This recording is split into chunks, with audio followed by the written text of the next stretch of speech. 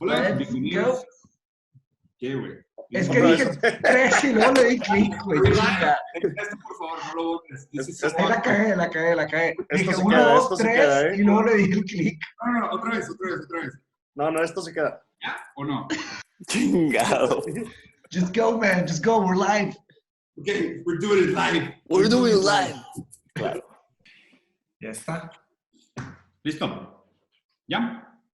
Let's go.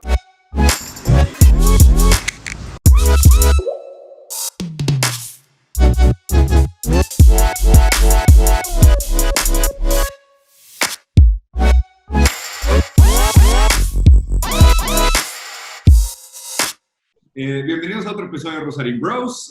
Tenemos a uno de nuestros 4 bros originales, Andrés Piu, más conocido como la barba más perfecta del oeste, la cabellera pretoica que marca la pauta de cómo debería ser el futuro estético de la filosofía moderna. Te agradezco otra vez por tu presencia, siempre es un gusto. Le agradezco sus comentarios hacia mi persona, pariente. Bienvenido, Andrés. Welcome back. Welcome Sí, home. de hecho, justo, estaba platicando con Andrés, teníamos pendiente ya un programa de hace rato, güey, antes de que el mundo se fuera a la mierda. Habíamos platicado con Andrés de hacer un especial sobre el tema de la legalización de la droga, que es un tema sumamente importante, que tiene muchas repercusiones, que bajo esta premisa, y de hecho, si no lo han visto, Andrés tiene unos videos increíbles en su canal, muy explicados sobre el tema, bajo esta premisa de que si permitimos que el gobierno haga las cosas como está haciendo con la legalización de la droga, prácticamente lo que están promoviendo es un mercado para las grandes empresas y no para los pequeños empresarios. Y esto representa una problemática sumamente complicada. En serio les dedico les recomiendo que le dediquen el tiempo. Andrés tiene unos videos muy chidos sobre esto y otras cosas en su canal de Repolítico. Pero dada la situación y dado lo que ha pasado últimamente, la verdad es que creo que el tema de la legalización de la droga pasó a un segundo plano. O sea, hay otros asuntos que se tornaron o más urgentes o más importantes. Y ayer que estaba platicando con Andrés, decía que, oye, pues ya toca, güey, me gustaría invitarte otra vez al programa para platicar. Y le dije que, ¿qué tema te gustaría? Y me contestó con una frase bastante interesante, y de hecho es una frase que yo también me he topado, o he estado pensando los últimos días por diferentes motivos. Y de hecho me intrigó porque dije, a ver, ¿de dónde viene la premisa? Andrés me dijo, hay que platicar sobre no hay futuro. ¿Y a qué carajos te referías con no hay futuro? Bien. Estuvo con madre. Cuando leí ese dije, let's go. Pues digo, la neta, o sea, digo, lo comento porque la verdad es algo que yo creo que se le viene a la mente ahorita a muchas personas, la idea de no hay futuro como, digamos, esta desesperación, güey, colectiva o depresión colectiva que estamos sufriendo muchas personas con respecto a pues, la situación que vivimos, ¿no? La incertidumbre colectiva que tenemos todos de decir, pues, hacia dónde va el mundo con esto, etcétera. Digo, yo no soy de las personas que cree necesariamente que este es un evento que, digamos, nos va a cambiar para siempre. O sea, ves que existe toda esta idea de, oye, esto nos va a cambiar para siempre, para bien, o nos va a hacer ver los errores de la forma en la que tratamos al planeta y nos va a hacer recapacitar, etcétera. Yo creo que eso no es verdad. O sea, a final de cuentas, la sociedad en general, el colectivo, tenemos una inercia que no se detiene. Entonces, más bien lo que yo pienso es que las cosas van a regresar a la relativa normalidad cuando regresemos, cuando ya tengamos o un tratamiento o existe una vacuna. Yo creo que el tratamiento debe llegar primero porque la vacuna pues, debe llegar por lo menos hasta principios del año que sigue. Pero en el caso, mi punto nada más es, yo no creo que nos vaya a cambiar o que esto sea de que vamos a cambiar el capitalismo, etcétera. Al contrario, de hecho, creo que las estructuras de poder se mantienen exactamente igual e incluso se están fortaleciendo. Estamos viendo que los billonarios se están haciendo cada vez más ricos ahorita y justamente los que serían la resistencia, que sería el colectivo, se está, ¿cómo se llama? Se está debilitando, ¿no? Entonces, justamente por eso creo que más bien la idea de no hay futuro consiste en todos estos problemas que ya teníamos, esta desigualdad lacerante, muchísima gente en pobreza que ahora va a entrar a esta pobreza, que no estaba en la pobreza y ahora va a entrar a la pobreza, etcétera, van a estar ahí. Entonces, haz de cuenta que creo que si ya éramos pesimistas acerca del futuro, lo cual yo ya era, pues ahorita haz de cuenta que me parece que se aceleró esa forma de, pues, digamos, de descomposición social. porque además estamos viendo que en general los gobiernos del mundo, no todos, pero muchos, no están a la altura de poder lidiar con los problemas sociales que se van ¿cómo se llama? A derivar de estos problemas que están ahorita, ¿no? Por ejemplo, digo, en el caso de México específicamente, pues digo, el gobierno de México no está haciendo absolutamente nada para ayudar a las 700,000 personas que ahorita ya perdieron su empleo. No existe un solo programa, no existe ningún tipo de apoyo. Nótese con un gobierno que se supone que es humanista y solidario, ¿no? Pero pues decidieron básicamente no cambiar sus planes para nada y quedarse exactamente en la misma vía que estaban ya trabajando. Entonces eso significa que cualquier persona que ahorita pierde su empleo, pues no tiene a quién recurrir, no tiene nada que hacer. Y estamos hablando de que pues, pierden su empleo, pierden la capacidad de sostenerse y además hay menos oportunidades de conseguir un nuevo empleo. Entonces, pues es básicamente sálvese quien pueda. Muerte. Sí. Y digo, ahí sí me preocupa un poquito nada más que la popularidad de López Obrador continúa básicamente intocada. Hasta eso tal vez hasta subió un poco en términos de cómo ha estado manejando la pandemia. Pero creo que mucho de esto se debe también, y eso se incluso me da, digo, esto es una hipótesis totalmente, pero me parece que mucho de eso se debe a que realmente la gente no espera nada. O sea, como ya hemos vivido muchas crisis económicas en otras ocasiones, creo que la gente simplemente dice, pues es que a mí el gobierno nunca me ha dado nada. Me explico, yo no espero, o yo no pienso que tengo derecho a un seguro de desempleo, a una especie de ayuda por razón de la pandemia. No hay nada. Entonces, si no reciben nada, es básicamente pues es igual que siempre. No debe ser demasiado problema que cada quien se rasque con sus propias uñas, ¿no? Y pues ya, digo, básicamente, digo, la idea de no hay futuro en general es algo muy amplio, o sea, es algo muy amplio y resulta incluso gracioso, ¿no? La palabra, o más bien la frase, pero creo que encierra un chorro de cosas. O sea, realmente ahorita estamos viendo los próximos 3, 4 años de algo verdaderamente sombrío, ¿no? Sí, completamente de acuerdo. La verdad es que creo que los índices a nivel global no están reflejando exactamente lo que está pasando en la Tierra, ¿sabes? O sea, si te metes a ver el Dow Jones y el Nasdaq y todo eso, o sea, hasta de todas formas se ven que están de cierta manera steady, pero luego te pones a ver el nivel de desempleo, te pones a ver las consecuencias de eso y te pones a ver cuándo se va a arreglar eso, no se ve, o sea, no hay visión o sea, lo que hemos platicado también es de cómo está la crisis de producción, o sea, la crisis de oferta, y luego viene la crisis de demanda. O sea, tú puedes obligar a Volkswagen a hacer 100,000 carros, 200,000 carros, pero no puedes obligar a que la gente salga a comprar carros. O sea, igual con todo. Entonces, la verdad es que es realmente asustador. Y estoy de acuerdo con el comentario de que, o sea, ¿qué se puede hacer? No hay futuro. Agregaría un poco de precisión diciendo de que pues no hay futuro para quién. O sea, no hay futuro para la mayoría de las personas. Unos pocos están ganando, hay muchos que estamos perdiendo y muy pocos que están ganando. Sí. Y pues ahí está la desigualdad. Ahí creo que, digo, en muchos aspectos estoy completamente de acuerdo. O sea, primero lo que comenta Mateus de esta desconexión absurda entre lo que representa el mercado bursátil, el mercado financiero, y lo que representa la realidad de la economía, ¿no? O sea, ¿cómo puede ser que Estados Unidos, por ejemplo, creo que está en 39 millones de personas que file for unemployment? Sí. O sea, 39 millones de personas ahora se declararon que están desempleados, ¿no? Pero más del 10%. No, van a llegar a un 25% supuestamente. O sea, la predicción es de 25%. ¿Okay? Y luego no solo eso, sino que dicen que de esos casi 40 millones de empleos, solo 20 millones van a regresar. Los otros 20 millones se van a sustituir por automatización, por eficiencia de trabajos, por delegación. Lo que ya venía, básicamente. Lo que ya venía, lo que tú dijiste. O sea, yo tampoco creo que esto sea un parteaguas en la humanidad. Simplemente fue un evento que aceleró muchas de las problemáticas que ya estaban establecidas desde antes. La desigualdad, la automatización, la deshumanización, el individualismo, el establecimiento de una nueva oligarquía a través de los billonarios. Nacionalismo. Ya venía y obviamente se aceleró. Haz de cuenta que le metimos un turbo, güey, con la pandemia. Ese es un tema. Por otro lado, y de hecho, pero más bien, voy a cerrar con ese punto porque me gustaría que ahí Andrés lo comentara. Algo que perdón. Después de este voy a hacer uno más, que es el que me gustaría escuchar tu comentario. Pero ahorita comentaste algo interesante sobre esta idea de la inercia que tenemos nosotros como humanidad y lo difícil que es romper esa inercia. ¿Okay? Y justo por coincidencia, he estado leyendo a uno de nuestros tíos barbones favoritos, pero no de Mauri, Karl Marx. ¿Okay? No solo por el lado comunista, no va para nada por ahí el comentario, va por el lado del materialismo dialéctico. Aquí lo tengo, güey. A ver.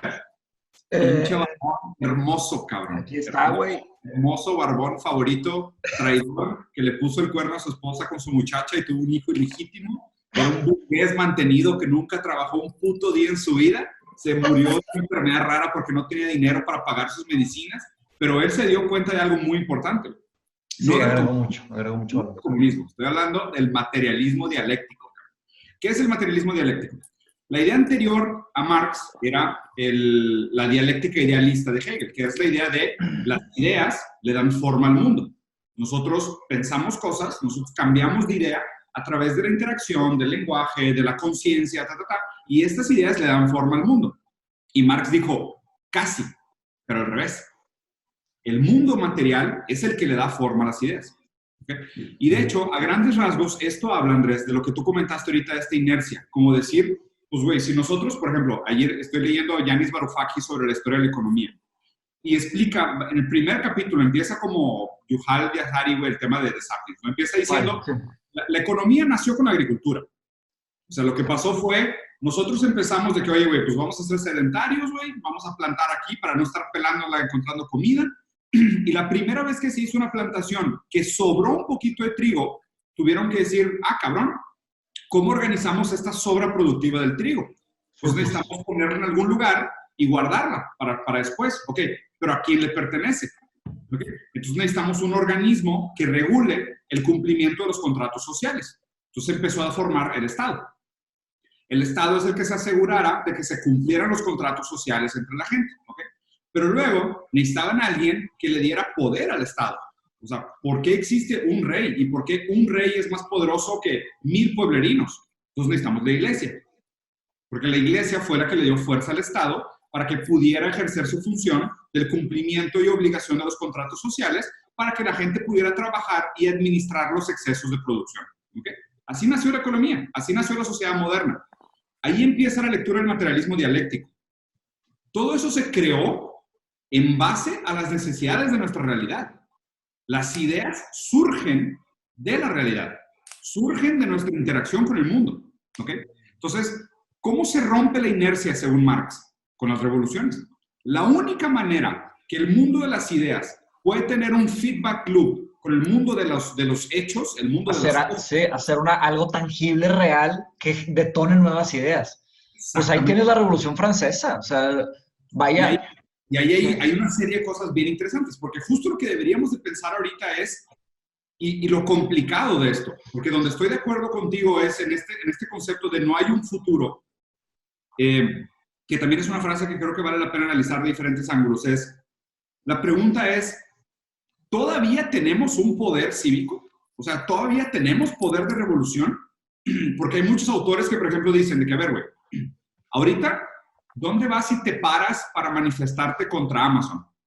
En Amazon, en Google.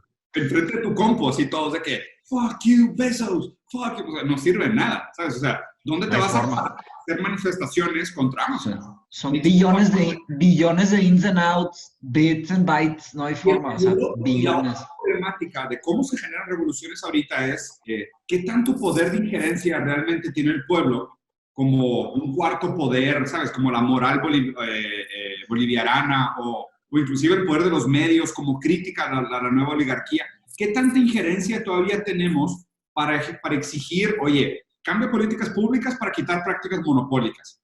Hace una reforma fiscal para hacer un taxation más progresivo y más agresivo contra los billonarios, ¿sabes? Vamos a empoderar los organismos globales para regular la administración de los bienes comunes. O sea, ¿qué tanto poder todavía tenemos como pueblo para hacer esas revoluciones del materialismo dialéctico que dijo Marx? Esa es mi pregunta. Pues es que yo sí creo que, o sea, justamente digo, ahorita tú mismo señalaste cuál es la respuesta. Porque digo, la idea de la revolución como tal, o sea, es algo que yo simplemente, o sea, no, I don't buy it. ¿Me explico? O sea, las revoluciones son algo que muy romántico. Es un concepto de, es que lo que queremos es un cambio rápido, entonces lo que necesitamos es una revolución en México o en donde sea o en el mundo para que las cosas sean mejores y a todos vamos a vivir felices. No justamente por la idea de las inercias sociales.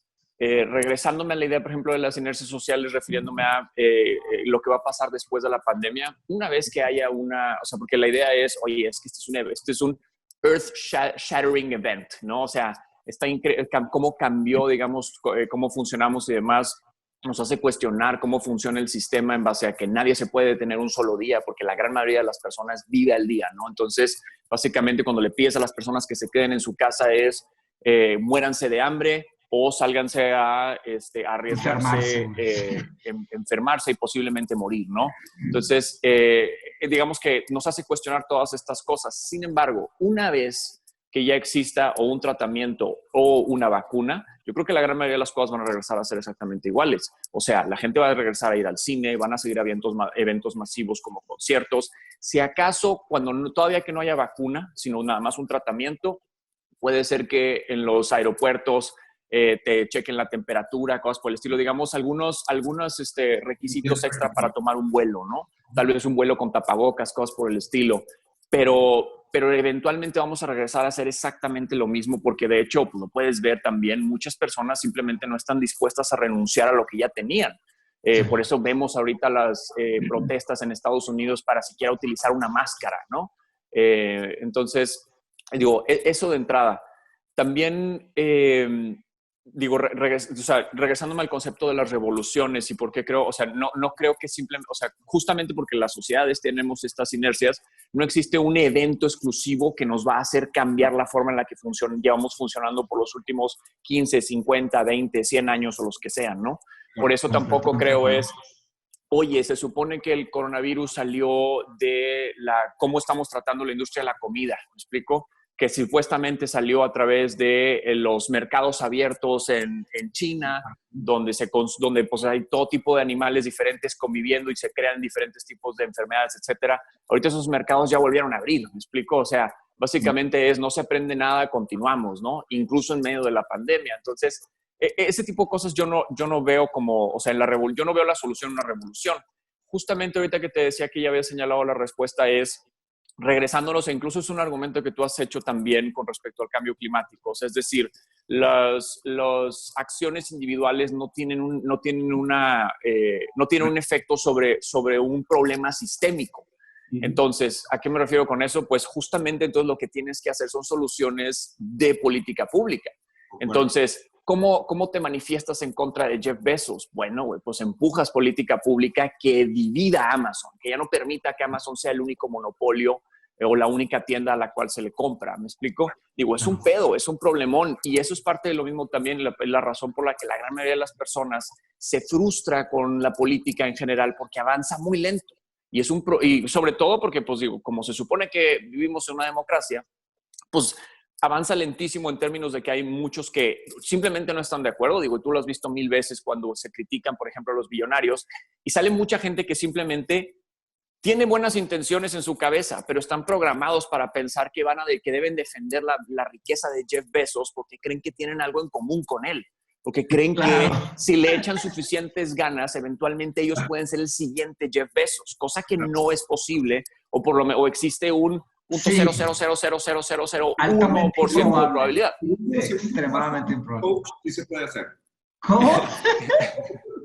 Con el right coaching. Con un coach cuántico, sí. Con el right coaching sí podrías llegar a ser Jeff Bezos, yo creo. Solo con un quantum coach, con ese güey. A lo mejor estoy equivocado, pero existe la probabilidad de que sí. Por eso voy a defender su derecho a ser el primer trillonario del mundo, ¿no? So you're telling me there's a chance. Exactamente. Telling me there's a chance. Básicamente sí funciona la humanidad y en el Inter nos estamos suicidando. Pero esa es la cosa, o sea, fíjate, como vives en una democracia, muchos simplemente son personas que están programadas de una forma u otra para seguir defendiendo esa clase de la cual ellos no pertenecen ni van a pertenecer jamás. Wow. Esos son unos, que son, digamos, los que tienen las buenas intenciones. también está la misma clase que defiende sus propios derechos, sus propios privilegios y son los más poderosos porque en un sistema capitalista el dinero es el fin último y es el arma más poderosa que existe. Entonces, si tú tienes la mayoría del dinero o una cantidad de dinero mayor al 95% o 99% de la población, tienes un mucho mayor músculo para empujar tus preferencias. Y esas preferencias significa pues seguir manteniendo mis riquezas, acrecentarla, no pagar tantos impuestos como debería, etcétera, etcétera, etcétera. Entonces, justamente por eso se mueve todo tan lento. Y por eso el trabajo, digamos, de empujar la narrativa todo el tiempo de, oye, el sistema tiene problemas, no deberían existir este tipo de, o sea, no debería existir una concentración de riqueza de esta forma porque es peligrosa para el funcionamiento de la sociedad en sí. Empujar todas estas ideas, pues es lentísimo y es un problemón. Y tú te das cuenta, o sea, cuando digo no hay futuro, tal vez me refiero también incluso a no hay futuro para mí en este tiempo, o sea, de aquí hasta que me muera. ¿Me explico? Porque yo no espero ver un cambio sustancialmente bestial de aquí a que me muera. ¿Me explico? Si acaso vamos a tener cosas bastante buenas, puede ser como un sistema de salud universal, podemos mejorar el sistema de educación considerablemente, pero no dejan de ser, y son cambios gigantescos que cambian la vida de muchísimas personas, pero no va a ser el cambio que quieres ver, que tú te imaginas, donde realmente hay una distribución de riqueza mucho mejor, donde los grandes poderes económicos no son los que realmente están dictando la política pública. O sea, ese tipo de cosas yo creo que simplemente no voy a vivir para dejar de verlas. Sin embargo, pues el concepto a final de cuentas es, pues le haces la lucha lo más que se pueda dentro de tu propia trinchera. Pero pues eso es, güey, básicamente. O sea, el no hay futuro se refiere a eso, creo yo, güey. O sea, se refiere a porque incluso también eso es importante. Tú haces toda esa lucha y ahí vas como hormiguita tontorrona, güey, a empujar, güey, según tú lo que puedes. Pero pues lo que tú empujas, estos güeyes lo empujan a pasos agigantados hacia su propio lado, ¿no? Sí, güey. Entonces, pues... honestamente, los esfuerzos son mínimos y estoy de acuerdo. O sea, una revolución, casi creo que muchas de las revoluciones han sido orquestadas a lo largo de la historia y nada más cambian de manos un ratito las cosas y luego todo vuelve a la normalidad. O sea, está el libro de George Orwell de Animal Farm, en donde pues hace una crítica a las mismas revoluciones, ¿no? Ahora, de que cambie o no cambie, pues probablemente no cambie, pero de que exista una revolución a que no exista, puede ser que sí exista una revolución, porque si tienes un considerable número de millones de personas hambrientas, que sus familias están muriendo de hambre, se empieza a condensar un nivel de resentimiento abismal, o sea, un nivel de enojo abismal. Van a tratar de llevarlo tal vez a las calles. Tal vez no cambie nada, probablemente no cambie nada, pero yo creo que si llega un punto crítico en donde tienes no sé, 40 millones de personas hambrientas, con los niños muriéndose, o sea, yo creo que van a tratar de tomar manos por sus propios, o sea, tomar los hechos por sus propias manos. Fuerza o justicia por sus propias manos. Exactamente. No digo que eso vaya a cambiar o no cambiar, pero de que la revolución genera muchas muertes, se van a hacer noticias internacionales alrededor del mundo en donde va a haber gente, ¿sabes? Y luego yo creo que, pues mira, yo sé que es algo que es difícil de plantear, porque no hay nada que obligue a los billonarios a que tomen acción por el bien de la humanidad, ¿no? Por el bien del mundo. O sea, si tú agarras el dinero de Jeff Bezos, más el dinero de Warren Buffett, más el dinero de Bill Gates, tienen ahí una cantidad de billones que con la zurda, si mueven esos billones, pueden salvar billones de vidas, o sea, millones de vidas, ¿verdad? Pero no tenemos cómo obligarlos.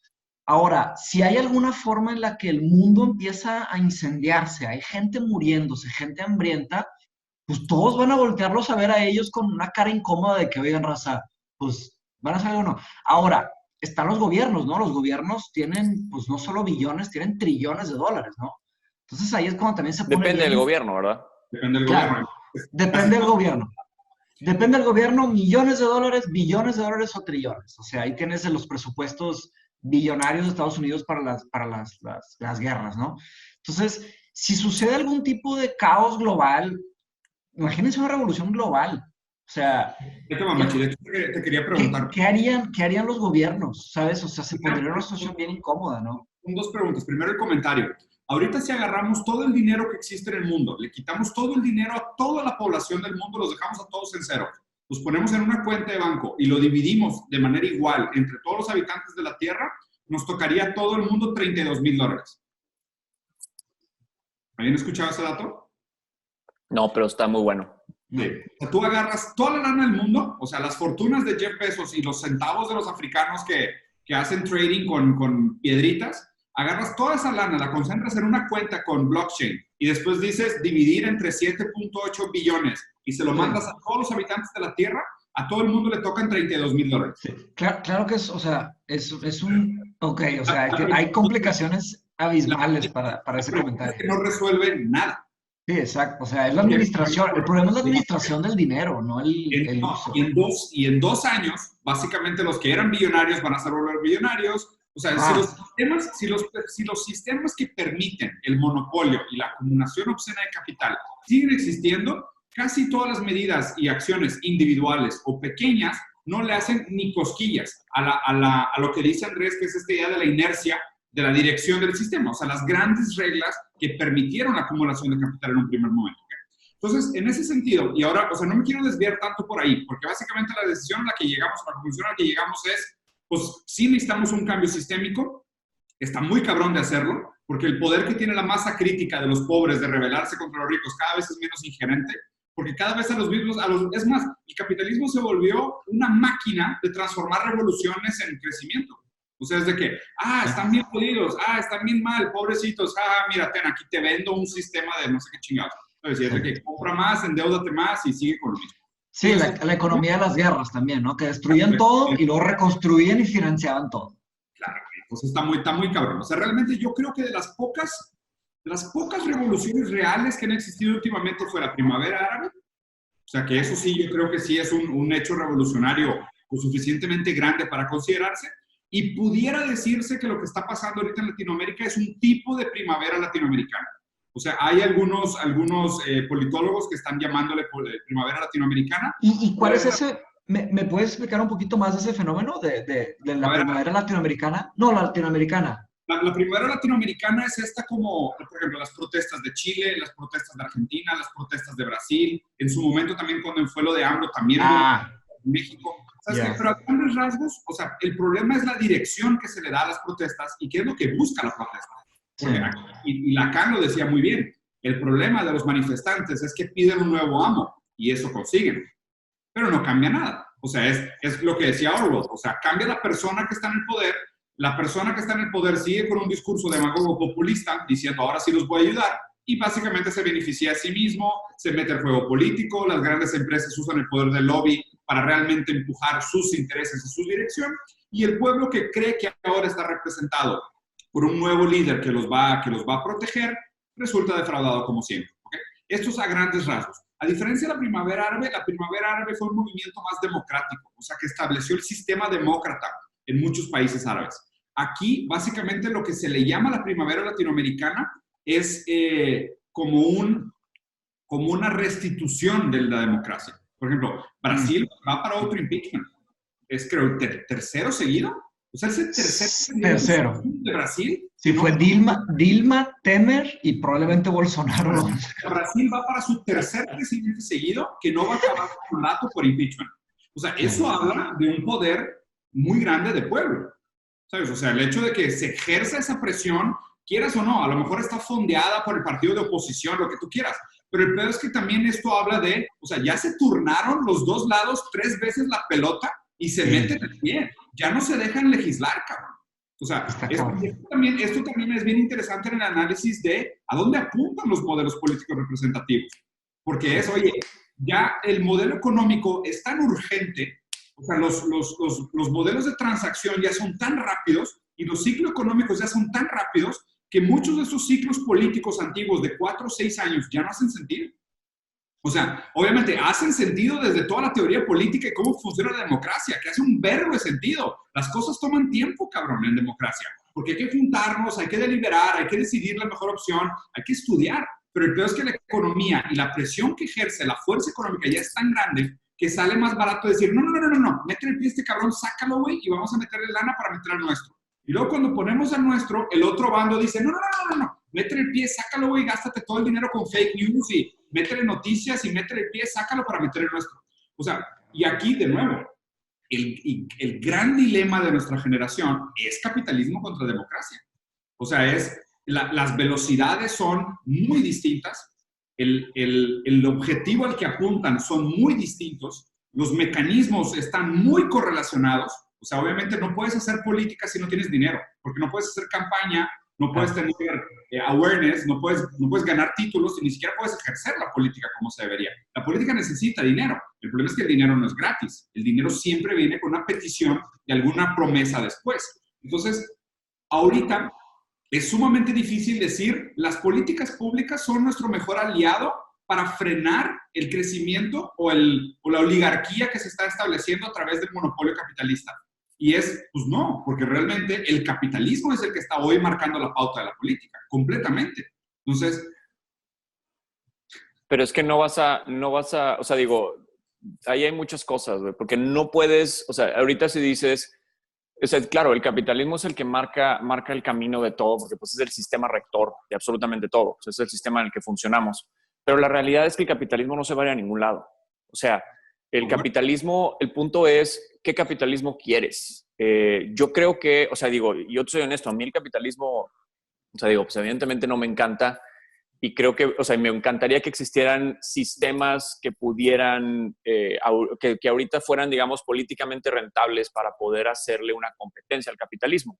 Lo que creo más bien, y es ahí donde está uno de los problemas, es que pues, en general muchas veces la forma de razonar siempre es que si tú estableces una crítica hacia el capitalismo, la mayoría de la gente, y lo ves en los comentarios, típico comentario socialista o comunista, es de que, güey, pues no, güey, o sea, otra vez nos regresamos a esta idea, güey, blanco y negro de, o sea, vamos a regresarnos a la idea, güey, de la Guerra Fría, del capitalismo contra el comunismo, o sea, es muy, muy tontorrón. La verdad, más bien es, ok, ya sabemos que vivimos en el capitalismo y casi todo el mundo está llevado a cabo, o sea, está, digamos, dirigido por el capitalismo, pero no todos los países viven igual. No todos los países tienen los mismos derechos, no todos los países tienen la misma forma de vida. No se vive igual en China que en Suecia, que en México, que en Canadá. ¿Me explico? Entonces, el punto es, ¿hacia dónde quieres ir con ese capitalismo? ¿Qué tanto lo vas a regular?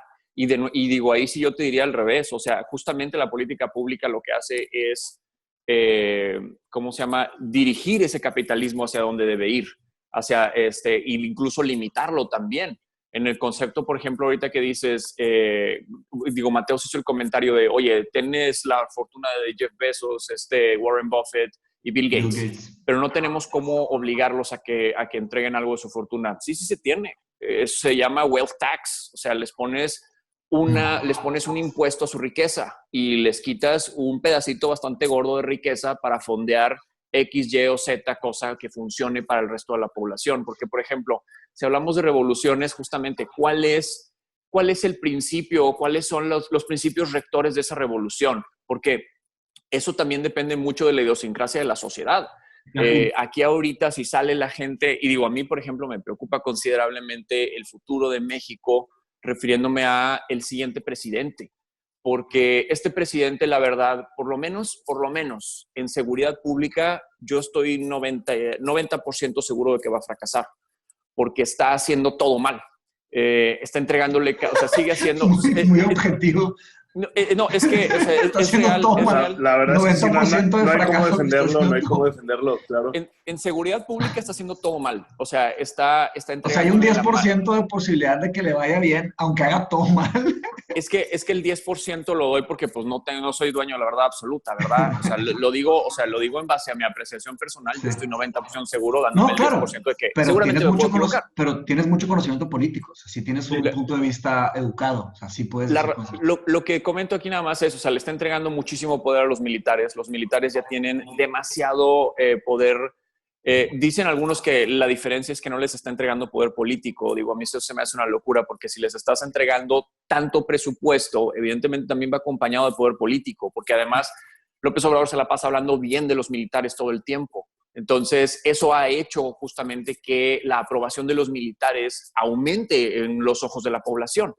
Entonces, ¿qué es lo que pasa? A mí me preocupa mucho que justamente en base al fracaso en seguridad pública, se empieza a crear una narrativa en la cual se necesita todavía una mano más dura. ¿Por qué? Porque cuando la población en general está aterrada bajo la situación de inseguridad que tenemos ahorita, las poblaciones en general tienden a volverse más punitivas, tienden a volverse más, más autoritarios. Entonces, eso es el tipo de cosas que puede llegar a presentarse, por ejemplo, que hoy sabes que el siguiente presidente puede, o el siguiente candidato presidencial puede emanar del ejército. ¿Me explico? Ese tipo de cosas y la gente lo acepte, la gente lo quiera, porque, digo, pasó, por ejemplo, con Bolsonaro. O sea, el Bolsonaro eso es sumamente autoritario, es sumamente punitivo, habla justamente de que, bueno, que los maten en la calle, ni modo. O sea, ese tipo de retórica, que realmente es una retórica incendiaria, que lo único que hace es causar más daño y que no va a funcionar para efectos de conseguir la paz pública,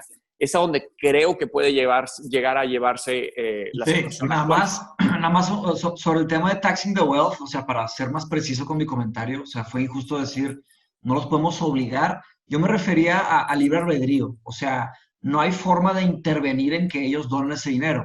A lo que dices de taxing taxing the wealth, o sea, es algo sumamente improbable, porque pues ellos son los que tienen los lobbies, ¿me explico? O sea, ellos son dueños te aseguro que el Congreso y todo el poder que tienen entre esos tres, es muy, muy poco probable, casi imposible, que lleguemos a quitarles un chunk. A eso me refería, pero no quiero desviar el asunto, o sea, continuando con este tema. Y este tema del autoritarismo es una gran realidad, o sea, en muchos países que les fue bien con el coronavirus, o sea, el tema que están estable, más o menos estable, pues ahí tienes el caso de Corea del Sur, que todos lo estudiamos, ¿no? Que fue que ellos, o sea, fueron súper autoritarios, usaron mucha tecnología, hicieron, claro, es otro tipo de país, otro tipo de número de habitantes, otro tipo de tamaño, pero ahí tienes otros casos, no solo Corea del Sur, pero en donde el autoritarismo, esas intervenciones fueron exitosas. Y lo que me preocupa de esto es que las ideas no respetan fronteras, las ideas se pasan. Entonces las personas van a tratar de aplicar ideas autoritaristas, formas de esquemas tal vez militares, tal vez así muy rígidos, y lo empiezan a aplicar por muchos lados. Y otra vez, o sea, derechos humanos para abajo, derecho a la privacidad para abajo, todo, o sea, libertades para abajo y digo, ahorita ya la población mexicana ya es considerablemente conservadora y autoritaria. O sea, si vemos todas las encuestas con respecto a los diferentes derechos que pueden existir, o sea, legalización de drogas, la gente no quiere ni legalizar la marihuana, olvídate la cocaína, la heroína, lo que sea. Ya no avanzó ese tema, está avanzando, ¿no? Está detenido ahorita justamente por el coronavirus. Tienen, digamos, hasta diciembre de este año. Pero uno de los pedos del coronavirus es que es the perfect scapegoat. Nada, o sea, es la excusa perfecta para hacer lo que uno quiera. Oye, yo quería hacer tal cosa. No, espérate. Coronavirus. Bueno, entonces ahora sí lo voy a hacer. Ahora no lo voy a hacer. Claro. O sea, ¿sabes? Es la excusa perfecta, güey, para todo. Y digo, eso es una mamada, porque en el caso de los congresos, pues o sea, justamente que un congreso esté funcional es una necesidad vital. O sea, no deberían detenerse. Oigan, ¿vieron tampoco el Poder Judicial? ¿Vieron lo que pasó en las escuelas en Puebla? ¿Cómo estuvo? Que lo de la privatización, que tomaron las... ¿Cómo estuvo eso? ¿Ustedes lo leyeron? No las tomó. Hizo una propuesta de ley, ¿no? No estoy, la verdad es que no estoy tan informado de ese tema específicamente. Muchas veces, digo, no lo sé. Así que, o sea, justamente mi punto nada más es, no, puede no ser, ¿cómo se llama? Puede ser un problema, puede ser un escándalo, pero también realmente ese tipo de cosas yo creo que siempre es bueno tomarlos con cautela. Okay. Porque muchas veces simplemente es, oye, es que la ley, o sea, la ley ya decía eso desde hace X número de años. La cosa es que ahorita la gente lo leyó y lo interpretó de cierta forma. O sea, ahorita digamos que también hay mucha crispación en el aire. En gran medida, creo yo, justamente porque pues, el presidente se dedica todos los días a antagonizar, a polarizar. Entonces, haz de cuenta que pues, en este ambiente de considerable desconfianza, pues la gente instantáneamente salta con lo que sea. No estoy diciendo que, porque digo, nunca voy a defender al gobernador de Puebla, es una absoluta basura, pero mi punto nada más es, o sea, simplemente no irse nada más con el encabezado de básicamente, oye, el comunismo ha llegado a Puebla y se apropiaron de todos los terrenos y inmuebles de las escuelas. No, por eso mismo pregunté, porque leí un artículo, pero pues un artículo hoy en día es lo mismo que nada. Sí. Dos comentarios. Primero, el tema de taxing the wealth, el problema es, o sea, ¿en qué país los taxeas? ¿Sabes? También, o sea, muchas de estas fortunas... No, en Estados Unidos eso no es tanto un problema, porque los puedes, o sea, no es tanto el qué país los taxeas, también puedes obligar a que se traigan su riqueza aquí de regreso. ¿Me explico? O sea, eso es, claro, güey. O sea, ahí es interesante, porque realmente, o sea, Amazon declara 0 impuestos desde hace años, güey, y obviamente todas las empresas del mundo tienen estas estrategias offshore, que es, oye, pues donde exista menos legislación fiscal o menos carga tributaria. Porque ellos escribieron el tax code, por cierto. Es que ahí está, güey. Escribieron el tax code. Claro. Entonces, siempre van a haber estos loopholes, o sea, y entiendo. A ver, y Andrés, tú sabes que yo estoy más de acuerdo que imposible. Detesto a los billonarios. La existencia de los billonarios para mí es una aberración. No funciona, es una aberración. No debería jalar. O sea, bajo la premisa de libre competencia no debería jalar. O sea, simplemente no debería jalar. Y de hecho, está explicado, güey, por una teoría bien fácil, que pasamos del capitalismo de bienes al capitalismo de rentas. Porque hoy en día, tú ya no compras algo, tú rentas un servicio. Y el problema es que el margen que genera la renta de servicios se comporta como el mercado inmobiliario, que es la gran acumulación de fortunas. O sea, por eso lo que tenemos que hacer es hacer disolución de monopolios, disolución Madre, sí es cierto, güey. Ahorita todo es renta, compra, cabrón. Y obviamente todo esto empujado bajo la idea de que no, los millennials ya no quieren tener carro, nada más quieren pagar un leasing. Hijo de tu pinche madre, cabrón, ¿sabes? Es como que, pues obvio, claro, güey, si los obligas a que sea inviable comprar un carro, pues lo van a rentar, cabrón. ¿Sabes? Y es de que, oye, Windows 95 con un piquito nuevo le tuvimos que cambiar 2 ceros y un 1 al código, págame otra vez los $69. Es neta. Es neta, ¿sabes? Porque lo ideal sería que cualquiera otra empresa que compite contra Microsoft y te vendiera Windows de otro sistema y dijeras, ok, fuck you, estás demasiado caro, me voy con la competencia. ¿Cuál competencia?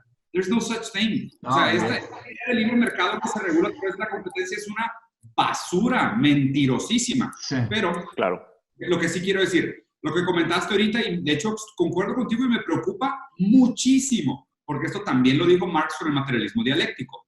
Los proyectos emancipatorios fallidos de izquierda normalmente son seguidos por proyectos autoritarios de derecha. Pero en general yo creo, digo, eso yo lo veo, porque lo habíamos comentado en el podcast pasado, eso yo lo veo más bien como el lado que sea que toque, o sea, llega una derecha que promete lo que sea, fracasa, lo que va a seguir es tal vez un populismo de izquierda. ¿Me explico? O sea, haz de cuenta que pues básicamente es... Ok, ya probamos estos 6 años, fracasó, queremos otra cosa totalmente distinta, ¿no? Entonces creo que, o sea, mi punto nada más es no ponerlo necesariamente de un lado, sino creo que es de los dos lados. Creo que cuando fracasa la derecha también sigue la izquierda. Y los movimientos, de hecho dicen que el fascismo en gran manera se estableció después de una pandemia. Neta. Así o sea, hay un hecho histórico de una pandemia de salud pública. Y después se estableció el fascismo en Alemania. Y a lo que comentaba Mateus, obviamente, ¿no? Es extraño platicar del tema porque ahorita tenemos a los gobiernos autoritarios como el mejor y el peor ejemplo de manejo de pandemia. Es raro. Porque, o sea, tienes este capitalismo con valores asiáticos que manejó muy bien la pandemia, usó el autoritarismo para imponer reglas y violar, digamos que, derechos individuales para establecer todos estos softwares, el scanning, o sea, todo lo que hizo China, lo que hizo Corea. Pero por otro lado, ve lo que hizo Estados Unidos y lo que hizo Brasil. Fue una catástrofe. O sea, pero ellos se quedaron en el discurso demagogo, anticientífico, más populista, donde yo creo que los gobiernos de derecha autoritarios que operaron bien son los gobiernos que son autoritarios, pero no necesariamente son tan complacientes o juegan tanto el juego del discurso público populista. Y los que la cagaron horrible fueron los de derecha populista, o sea, Trump y Bolsonaro. Y del otro lado del mundo, los que tienen valores asiáticos dijeron, me vale madre, esto es lo correcto y te chingas. Es que creo que hay muchas cosas. Lo primero ahí con respecto a ¿Cómo, perdón? No, dale. No. Con respecto a eso, por ejemplo, de estos sistemas que funcionan mejor, tal vez un sistema más autoritario, digo, tiene sentido desde el punto de vista de, pues, evidentemente una granja de hormigas donde hay una sola cabeza y todos hacen exactamente lo mismo son lo más efectivo posible, ¿no? También, por ejemplo, una colmena de abejas, o sea, todos trabajando simplemente al unísono para un solo, para un solo objetivo, pues funciona también perfectamente, ¿me explico? Justamente porque pues, no se presenta este concepto del libre albedrío, de la voluntad o de la democracia, donde hay personas que cuestionan los métodos que se están utilizando. Entonces, o sea, evidentemente se hace, digamos, atractiva esta idea de los sistemas autoritarios para poder lidiar con esta clase de problemas colectivos o masivos. Son más eficientes. Pero pues la neta es que, o sea, ok, ya acabamos con la pandemia, fuimos bien efectivos y ahora nos quedamos con este sistema para siempre. ¿Qué sigue? ¿Me explico? Claro, o sea, te sale 1000 veces más caro el concepto de poder lidiar con eso. En el caso de Estados Unidos específicamente, o sea, el desastre consiste también justamente porque la gran mayoría de las soluciones económicas que se le intentaron dar a la pandemia fueron afectadas por el gran capital. O sea, fue básicamente, se repitieron estas mismas ideas que se hicieron en la crisis del 2008, donde se le entregaron cantidades gigantescas de dinero a las grandes corporaciones para mantenerse a flote, ¿no? Y le entregaron una cantidad muy pequeña de dinero a la población. O sea, literalmente era de que un pago de $1,200 a todas las personas y se acabó. Estamos hablando del gobierno más rico y del país más rico del mundo. O sea, realmente esos cabrones pudieron haber hecho muchísimo más por su población para poder mantener a flote, porque tienen el dinero, tienen los recursos, tienen todo. ¿Me explico? O sea, realmente Estados Unidos es probablemente el peor de los ejemplos en términos de cómo los poderes económicos tienen, digamos, este absoluto control sobre cómo se lleva a cabo todo eso. Ahora, regresándonos, y me gustaría, porque digo, eso la verdad es algo que siempre hay que hacer, abonar al desprecio justificado de la clase billonaria. Me gustaría señalar varias cosas. Primero, nuestra clase billonaria, la mexicana, es especialmente deleznable. O sea, no solamente, o sea, porque en el caso, por ejemplo, de los billonarios de Estados Unidos, entiéndase Jeff Bezos, entiéndase Elon Musk, entiéndase Bill Gates, pues digo, por una forma u otra no dejan de ser cabrones. Digo, yo de nuevo, pues ya sabes, no voy a defender a los billonarios, pero no dejan de ser genios, no dejan de ser cabrones que empezaron un negocio desde cero, que crearon una propiedad intelectual muy bañada. En el caso, pues digo, Tesla, Microsoft, básicamente cambió el mundo. O sea, cosas que verdaderamente, en teoría, ameritan el éxito que tienen, ¿no? En el caso de los billonarios mexicanos, los 4 hombres más ricos de México son una verdadera desgracia. Por ejemplo, los 4 hombres más ricos de México son Carlos Slim, Ricardo Salinas Pliego, Germán Larrea y Alberto Valleres. Me falta hacer esos 4 cabrones. Puro tipejo. Bueno, ¿cómo, perdón? Puro tipejo, digo, están absolutamente ligados a la corrupción con el Estado y, o sea, es una basura realmente esas 4 personas. Estos 4 cabrones no inventaron nada, no hicieron nada. ¿Qué fue lo que pasó? ¿Cómo es que ellos entraron a la lista de Forbes? ¿Cómo es que ellos se volvieron de los hombres más ricos del mundo y los 4 hombres más ricos de México? Ellos se hicieron los hombres más ricos de México en el sexenio de Carlos Salinas de Gortari. Carlos Salinas de Gortari, los cuatro, al mismo tiempo. O sea, los 4 en ese sexenio. ¿Por qué se hicieron los hombres más ricos de México? Porque literalmente Carlos Salinas de Gortari tomó bienes públicos y se los entregó para que ellos fueran los dueños de estos bienes públicos a manos privadas. A Carlos Slim le entregó Telmex, a Ricardo Salinas Pliego le entregó TV Azteca, y nótese, TV Azteca lo compró aparte con un préstamo que le dio el hermano del presidente en ese entonces, Raúl Salinas de Gortari. Y Germán Larrea y Alberto Valleres, los dos han recibido muchísimas concesiones mineras. O sea, es decir, ahí te van estas minas y tú explótalas y pues empiezas a vender lo que sale de estas minas. O sea, estamos hablando de personas que no son genios de negocios, no son genios espectaculares que crearon nuevas industrias. Y a diferencia de Estados Unidos, por lo menos, tú te fijas que por lo menos sí existe una movilidad social en términos de que hay gente que sí puede llegar a ser billonario si se le ocurre la siguiente gran idea. O sea, en el caso de Mark Zuckerberg, es un billonario relativamente nuevo. ¿Me explico? O sea, él inventó Facebook, o bueno, se lo robó, pero de ahí salió todo este pedo.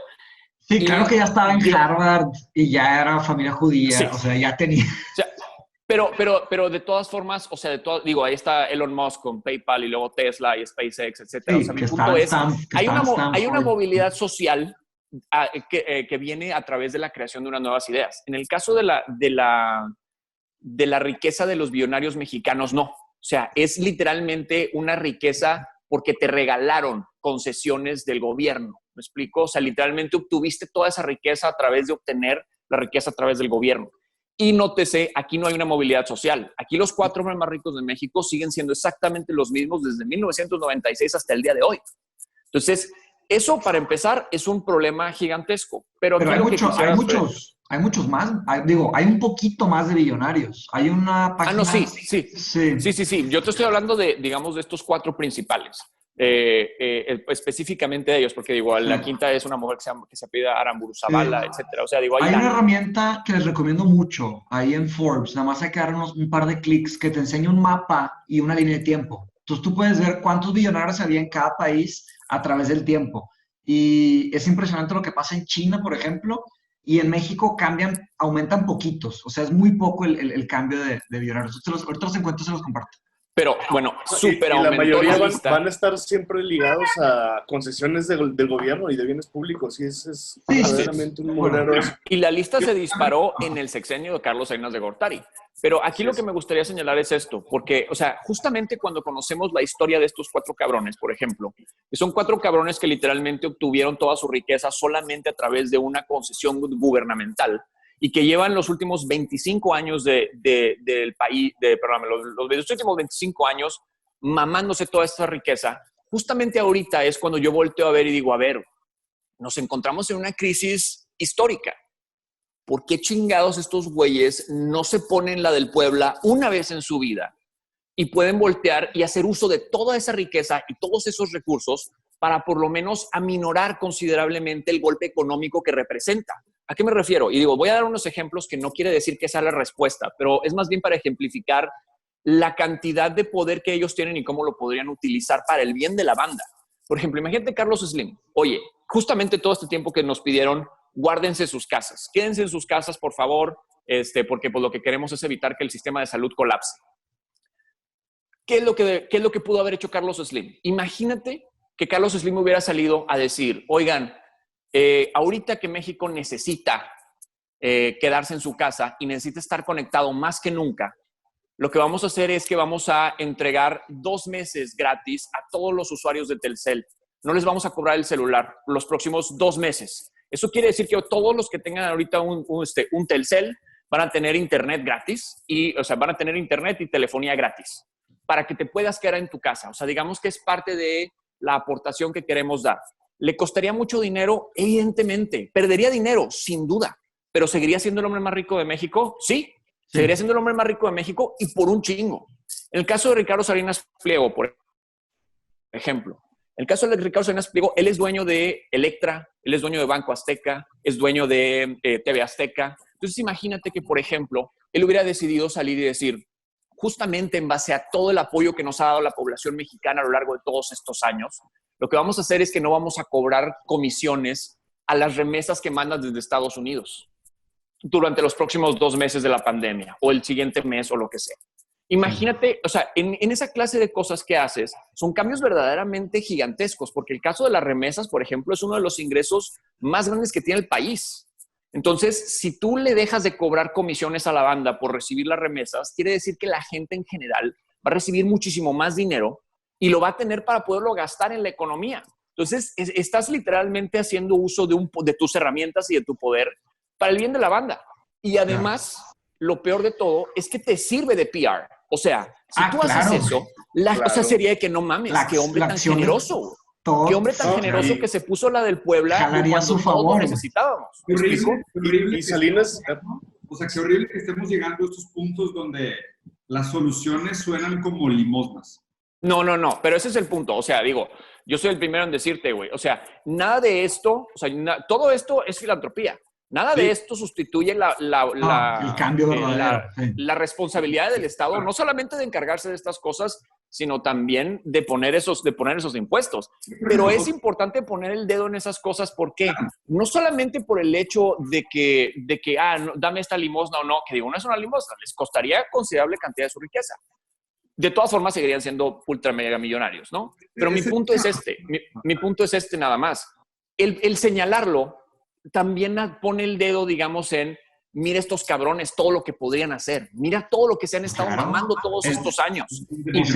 Y el poder que tienen y que se ha permitido a lo largo del tiempo. O sea, son miradas incómodas. ¿Y por qué no lo hacen? O sea, ¿por qué no lo hacen? O sea, es más el señalarlo, porque evidentemente no lo van a hacer y no lo digo de... Y nadie los puede obligar.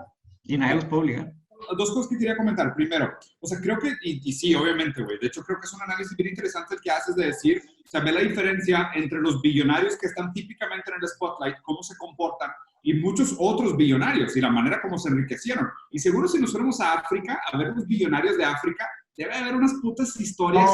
Terrible. No, y los de China, o sea, si China está creciendo a ese paso agigantado, seguramente hay una porquería ahí que... Pero creo que sí hay algo en común, y de hecho justo va conectado a esta idea que les dije, pasamos del modelo de capitalismo de bienes al modelo de capitalismo de rentas. Y se trata de otro elemento importante que es el gran límite del modelo capital, es la apropiación de los bienes comunes. ¿Okay? Básicamente hay dos premisas que guían de alguna manera el capitalismo en términos de ese sentido. Es primero, aquello que no está apropiado por alguien puede ser apropiado por otra persona. Y el otro es aquello que no está prohibido, de alguna manera está permitido. O sea, obviamente tiene todas las limitaciones de las legislaciones y demás. Pero esto está ahorita en jaque y es súper evidente desde la conexión que hizo Andrés, por ejemplo, las minas.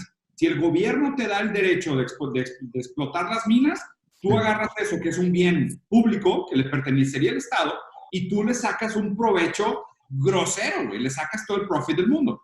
Pero ¿qué tan distinto es, por ejemplo, Zuckerberg, que se apropió de nuestros datos personales? O sea, la fortuna de Facebook no es porque todos queríamos estar conectados con nuestras tías. Es una chulada de modelo de negocio porque se la pasa minando data que es nuestra propiedad y ahora está apropiada por Facebook. ¿Me explico? O sea, Amazon, la gente cree que es grande por Amazon Retail. No, güey. Amazon Web Services, Amazon Cloud Spaces. O sea, Amazon tiene una pinche rueda enorme de servicios que hace. Amazon Prime, su Netflix. O sea, tiene que ver con que el capitalismo, para continuar creciendo, tiene que sacar valor agregado de la apropiación de otros bienes o de bienes futuros, que básicamente así es como funciona la deuda. Pero entonces, justo ahorita, ¿por qué Tesla quiere llegar a la Luna? ¿Y por qué Trump estableció un ejército espacial? ¿Y por qué China y Rusia se van a meter a la guerra? ¿Y por qué Estados Unidos está empezando a ver las bases legales de privatizar la Luna? ¿China y Rusia se van a meter a cuál guerra, dijiste? ¿Se van a meter a la Luna, establecer una base y después ir a Marte? Ah, la guerra de ir a la Luna, es una guerra. O sea, sí, es una carrera, es un space war. Sí, space race, una carrera. The appropriation of commons. O sea, ese es gran parte del problema ahorita. Muchas de estas grandes fortunas se hacen así, con apropiación de los bienes comunes. Sí. Pero es que también muchas de esas cosas pasan más rápido antes de que la gente se pueda adaptar. Por ejemplo, en el caso de los datos. O sea, los datos incluso empezaron a hacer una alerta, pues hasta no hace mucho tiempo, hasta hace unos 5 o 6 años, empezaron a hacer una alerta de, cabrón, oye, güey, tus teléfonos siempre te está escuchando, siempre te está viendo, siempre sabe dónde estás, sabe quiénes son tus amigos, sabe cuáles son tus preferencias de todo tipo, tienen todo un archivo psicológico de qué te gusta, etcétera, para poderte vender unos tenis, para poderte vender unos lentes y a lo largo del tiempo tal vez hasta manipularte con información política.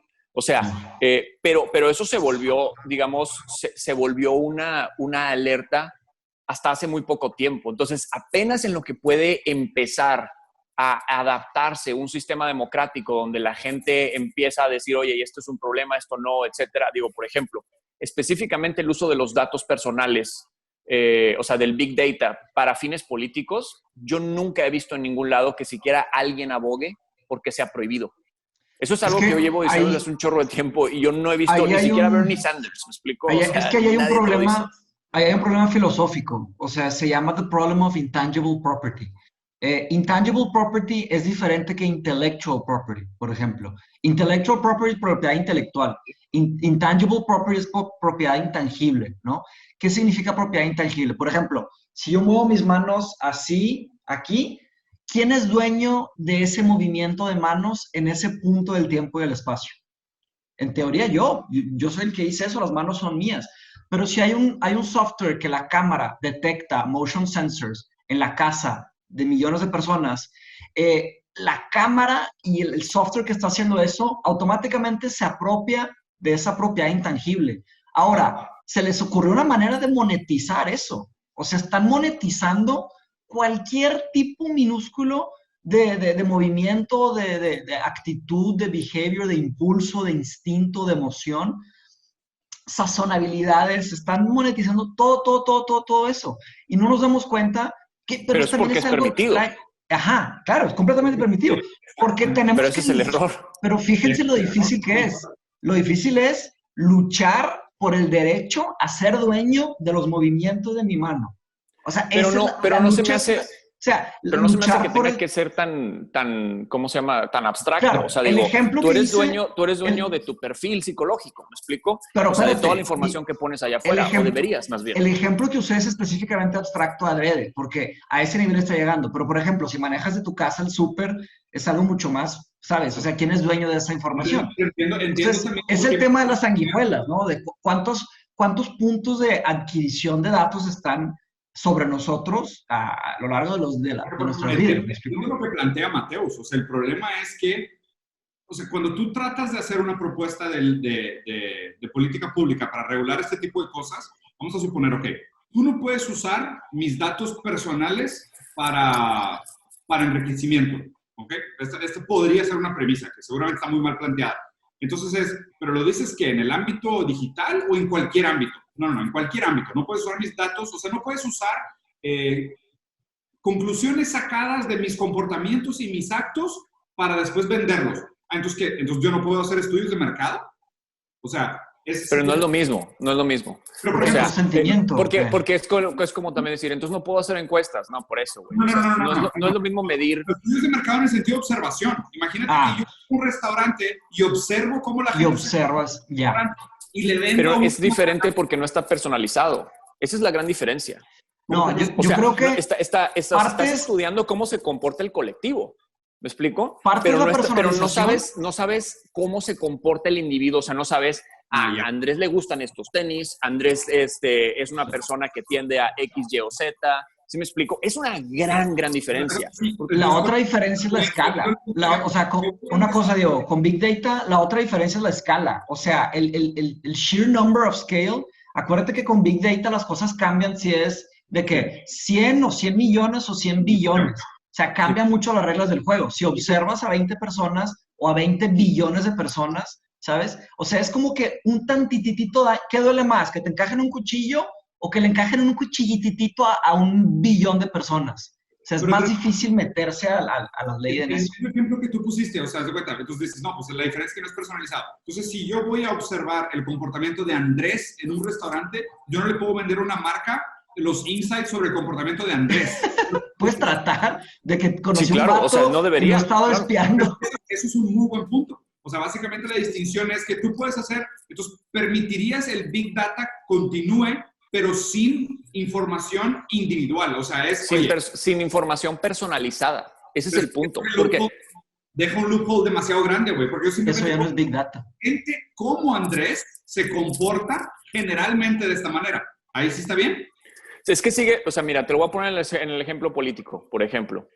En el ejemplo político, incluso también en el concepto de gente como Andrés. O sea, ¿por qué? Porque lo que terminan haciendo en el ejemplo político es ponerte anuncios de una campaña política en base a tu perfil personal.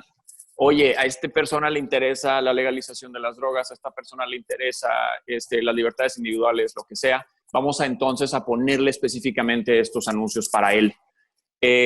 A diferencia, por ejemplo, de lo que sería, oye, hicimos encuestas y las encuestas nos dicen que el colectivo prefiere X, Y o Z. Entonces vamos a llevar a cabo nuestras propuestas de política en base a las encuestas. Es algo muy distinto, porque en el caso de las encuestas, pues básicamente estás disparando con una escopeta al colectivo, a diferencia de, déjame te doy, o sea, un micro-targeting de este cabrón piensa de esta forma, entonces mi forma de persuadirlo es a través de esto porque yo tengo toda esta información de él. Ese es el punto. Yo creo que es ahí donde está ese punto fino. O sea, el punto fino tiene que ser, creo yo, siempre en esta idea de, o sea, no puedes tener información personalizada de la banda. Puedes tener un pulso de hacia dónde se dirige el colectivo en base a ejercicios estadísticos. Eso está bien. Pero nadie ahorita te está diciendo, ¿por qué? ¿Por qué nadie dice que eso debería ser ilegal? Pues porque todos los políticos se benefician de eso. Todos. O sea, porque justamente les da mucha más efectividad a sus campañas políticas de poder decir, puta, güey, pues ahora yo puedo saber qué anuncio político darle a Karen. ¿Me explico? Entonces, ese es el punto. Es ahí donde a mí me parece una locura. Y yo creo que, o sea, porque incluso en algún momento yo llegué a dudar, güey, si eso debería ser utilizado también para efectos de marketing, porque son dos cosas muy diferentes. Porque si lo utilizas para efecto político, pues básicamente estás llevando o estás escogiendo quién va a ser el siguiente mandatario. Y entonces estás actuando directamente sobre la democracia, lo cual es un problemón. Sí. Pero en el caso del marketing, pues bueno, puedes verlo un poquito más, digamos, más inocente, porque dices, pues bueno, es para vender unos pinches tenis, ¿me explico? De todas formas, yo creo que incluso el marketing ya no debería ser, porque creo que se lo están llevando al mame. O sea, hacen e incluso, y lo ves todos. también en la industria de los games. O sea, la industria de los games ahorita ya es así, o sea, es un data dump asqueroso. Y la neta, incluso también en base a eso, se empiezan a generar los games, ¿me explico? Porque lo que quieres es a maximizar las ventas. Sí. Entonces, matas incluso también la misma creatividad, ¿no? Es que también, te fijas, es un paradigma global. O sea, la forma en la que se hace ciencia ahorita, o sea, ¿te acuerdan el concepto del método científico? Ahorita los Data Science Labs ya ni siquiera tienes que plantear una hipótesis, nada más arrojas una cantidad de datos y haces machine learning para llegar de punto A a punto B, y las propias hipótesis, por ejemplo, el próximo big game, el big seller, la compu te lo dice. Oye, haz un juego con A, B y C. Pues lo que hizo Netflix con House of Cards, ¿se acuerdan? Que haz de cuenta que House of Cards fue una fórmula matemática y nos clavamos todos. Me acuerdo que lo vimos, yo lo vi en lo personal y luego ya lo dejé de ver después, pero básicamente fue, agarra de que el biggest actor que da el mejor return of investment, agarra el tema más chido, agarra no sé qué, y se hizo un Frankenstein, y esa es la tristeza que nos estamos enfrentando. O sea, los productos se están transformando en Frankenstein de nuestros propios comportamientos. Y tal vez puedes asociar eso con el tema del materialismo dialéctico, ¿no? Porque estamos observando la realidad a una escala ultra veloz, ultra detallada, ultra personalizada, y estamos creando conceptos que van a satisfacer esa realidad, ¿sabes? O sea, el juego que va a vender un chorro, pues ahí tienes Steam. Steam es una máquina de hacer dinero, precisamente por sus data analytics. Está bien pesado eso, güey. Y la neta, o sea, no me sorprendería que eso se esté haciendo también en la industria de los tenis, en la industria de los carros, en la industria de... No, en todo. O sea, digo, ahorita eso ya es básicamente el... Y también en la política, ¿cómo aplica eso? Porque, o sea, básicamente hacen esos estudios masivos de Big Data y luego se juntan con el candidato y lo brifean de que la raza está pensando así, están diciendo esto, como también se hacía antes, pero más invasivo, ¿no? En el caso de la política, de hecho, o sea, salió o sea, pasó, o sea, vino mucho a la mente del colectivo cuando pasó el problema de Cambridge Analytica con Donald Trump. Sí. O sea, que fue este concepto de que esta empresa específica le vendió todos los datos personales de todas las personas de Estados Unidos a Donald Trump. Entonces, por eso su campaña pudo haber sido tan efectiva.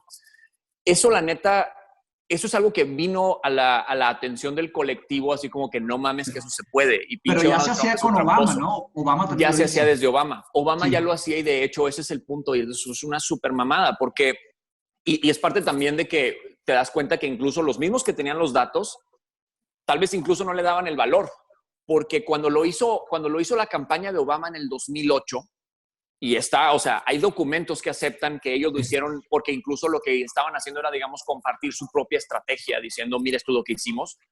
Ellos sacaron todos estos datos de Facebook porque Facebook tenía abiertos esos datos para todo el mundo. Sí, de que Michelle Obama es un hombre. ¿What? Nada, me creo. Eso es un tinfoil hat theory, güey. No, pues no mames. El punto es, o sea, Facebook tenía abiertos los datos para todo el mundo. Se dieron cuenta que la campaña de Obama le bajó, le bajó todos los datos a Facebook.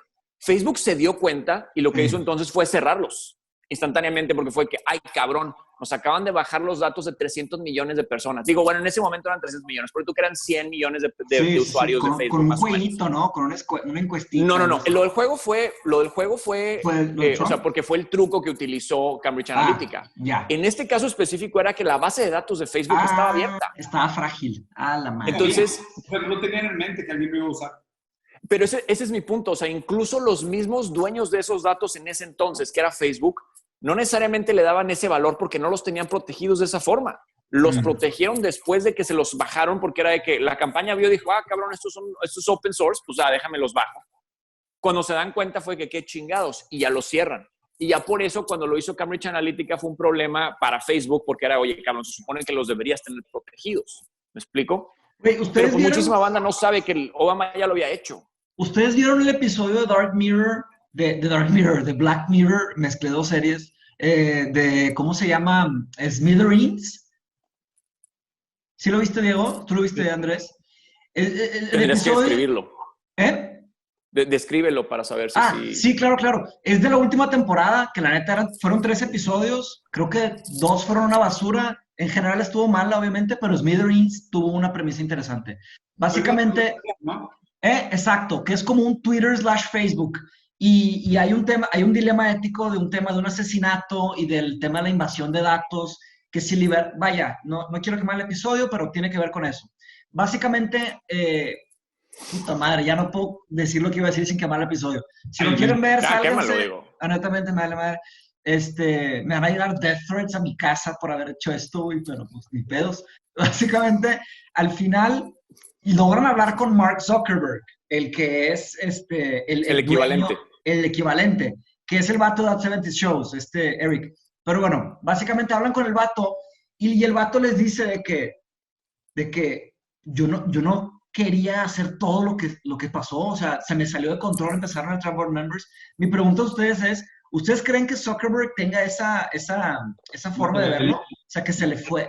Claro que no. Es la misma manera que dijo Andrés, o sea, no tenía ni idea que iba a pasar esto. O sea, y de hecho creo que es mucho... Vaya, eso es lo que dije. O sea, sí, es el punto. Que no lo tenían, pero ahorita es o ya sea, lo voy a dijiste que no, pero luego dijiste que sí. No, a ver, tú preguntaste que si él tenía idea de que iba a hacer todo esto. Que él no tenía idea al principio de todo lo que iba a pasar. No tenía idea, de acuerdo, no tenía idea. Okay. O sea, ¿por qué? Pero lo negaste. Perdón, entendí mal tu premisa. O sea, lo que creo que pasa es que Estados Unidos todavía opera con este naivety de big dreams, ¿sabes? De que, por ejemplo, ahorita me pregunto qué pensaría la gente si Elon Musk dijera quiero privatizar la Luna. ¿Sabes? O sea, si él dijera, no, ¿sabes qué? Ya, abiertamente. Todo el programa de SpaceX es que si yo llego a la Luna primero, tengo bases legales para declarar un territorio a la Luna como Tesla, ¿no? O sea, me pregunto qué pensaría la banda, porque pues digo, ahí detona la idea de, oye, pues entonces que el primero que llegue a la Luna se puede declarar dueño de un territorio lunar. Porque pues digo, es lo que China y Rusia y Estados Unidos de alguna manera quieren hacer. Pero Estados Unidos te contesta instantáneamente, pues ya te ganamos hace 40 años, carnal. O sea, pero no está ya llegamos antes. Ahí están esos espejitos en la Luna. Y ahí está la bandera, güey, que ya es blanca, ¿verdad? Pero... Entonces, digo, ahí lo que... Y a ver, y no sé si lo están tomando en broma, pero esto va a ser... No. Yo tengo una comparación muy buena. O sea, de hecho, el libro de Sapiens, hay un episodio... Créanme que el tema de la privatización de la Luna va a ser un tema. O sea, vamos a hablar de... Sí. Va a pasar bastante esta conversación. Pues o sea, yo me imaginé esa idea cuando leí Sapiens en su época sobre el colonialismo europeo. Yo me imaginé un colonialismo galáctico. O sea, en la época que lo leí, sin pedos. O sea, lo que fundió el colonialismo europeo fue la promesa de llegar a una tierra y de traer 200 veces más riqueza. Entonces, de los 80 barcos que salían, regresaban 3. Los 3 exploradores que regresaron hicieron su historia, todos los honores, los reyes los nombraron de que sirs, o sea, increíble. Todos los demás se murieron, ¿no? Pero ¿qué pasó? Conquistaron tierras, trajeron riquezas a sus tierras originales que no se imaginaban. ¿Y qué va a pasar con el colonialismo galáctico? A pequeña escala sí, es la Luna, pero luego sigue Marte y luego sigue lo que sigue. Y esa gasolina de explorar, eso no se lo puedes quitar a la especie. La especie humana tiene ese chip de gasolina, de ambición, de buscar, de encontrar, de conquistar. Y pues es que creo que es la misma inercia a la que comentabas del inicio. O sea, esas de cuenta que nada más continuar con el sistema que ya llevamos, o sea, utilizando desde los últimos 500 años, No, y pues exportarlo millones ahora o al miles espacio. de años. ¿Me explico? Millones o miles de años, o sea, de explorar y de moverse y de investigar. No, sería el capitalismo, no al espíritu. Yo me refería al espíritu explorador, sí. Creo que son dos cosas. O sea, el espíritu Son diferentes, claro. El capitalismo es distinto porque el capitalismo busca más esta idea de la proliferación del capital, o sea, la proliferación del valor bursátil, del profiting. Lo raro aquí es que el modelo económico lo que busca son los lugares de mayor crecimiento con menos resistencia. Entonces, a medida que la resistencia en los frentes donde antes había generación de valor se hagan más alto, los otros lugares con menor resistencia se van a volver más viables, ¿no? Pues porque, por ejemplo, haber pensado en el costo-beneficio de llegar a la Luna y privatizar un pedazo de la Luna para hacer minería y explotación y lo que tú quieras, sonaba absurdamente caro. Era como que no, güey, mejor desestabiliza África y róbate las minas de África, es más barato. ¿Sabes? O sea, sale más barato ese pedo. Entonces, a medida que nosotros vayamos haciendo de que, oye, ¿sabes qué? Es que ya no es tan barato desestabilizar África. Las minas cada vez son menos productivas. Ahora hay cada vez más impuestos contra el impacto ambiental y cada vez es más caro generar profit en la tierra. Entonces, ya se vuelve viable y no, o sea, me imagino una junta mega maquiavélica diciendo, oye, vamos a empezar una empresa que va a hablar sobre tecnología y vamos a empezar a poner pura tecnología disruptiva con carros eléctricos y baterías. Luego vamos a agarrar territorios divergentes de tecnología disruptiva, pero nuestra misión final es privatizar la Luna. ¿Quién le entra con $100 billones? Puta. Pues Jeff Bezos ya empezó también. Pues digo, bien programa, poquitos, ¿no? Pero casi nadie los tiene. Sí. No, necesitamos $100 billones, por decirlo. Pero vamos a pensar una forma democrática de agarrar la Luna, ¿no? Ya tenemos que ir cerrando. Vato, pudimos haber continuado, güey, chingo, güey. O sea, el tema inicial está muy lejos de lo que estamos hablando ahorita, pero con madre. Yo te diría que al revés, hay que recordar que no hay futuro, sí. Ese es mi punto. Yo te diría que al revés, güey. Justamente toda esta conversación establece, o sea, creo que cimienta todavía más esta idea del no hay futuro, refiriéndose a hay poca esperanza para el futuro. Ok. ¿Cómo sería espérate. ¿Cómo sería una colonización de la Luna democrática? O sea, ¿cómo sería una colonización de la Luna democrática? ¿O no quieren colonizar la Luna democráticamente? ¿Qué pasó ahí atrás? No sé, güey. ¿Sí viste? Se me hace que fue un ¿cómo se llama? Un Lizardman. Lizardman, sí, güey. ¿O un ghost?